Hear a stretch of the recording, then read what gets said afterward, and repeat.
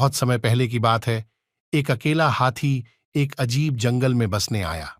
यह जंगल उसके लिए नया था और वह दोस्त बनाने के लिए देख रहा था।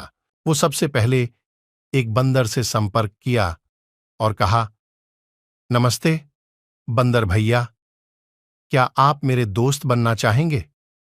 बंदर ने कहा, तुम मेरी तरह झूल नहीं सकते क्योंकि तुम बहुत बड़े हो, इसलिए मैं तुम्हारा दोस्त नहीं बन सकता। इसके बाद हाथी एक खरगोश के पास गया और वही सवाल पूछा।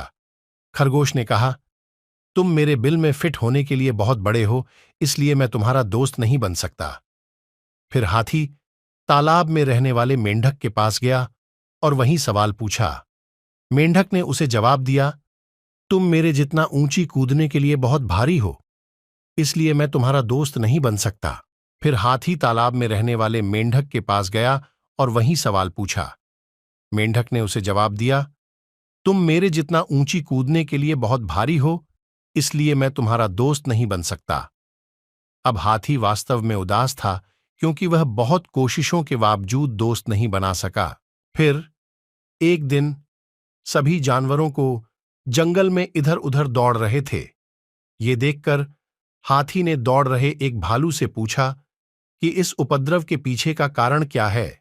भालू ने कहा, जंगल का शेर शिकार पर निकला है, वे खुद को उससे बचाने के लिए भाग रहे हैं। ऐसे में हाथी शेर के पास गया और कहा कि कृपया इन निर्दोष लोगों को चोट न पहुंचाओ, कृपया उन्हें अकेला छोड़ दें। शेर ने उसका मजाक उड़ाया और हाथी को एक तरफ चले जाने को कहा। तभी हाथी को गुस्सा आ गया और उसने शेर को उसकी सारी ताकत लगाकर धक्का दे दिया, जिससे वह घायल हो गया और वहां से भाग खड़ा हुआ।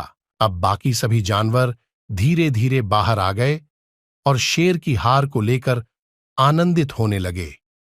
वे हाथी के पास गए और उससे कहा, तुम्हारा आकार एकदम सही है, हमारा दोस्त बनने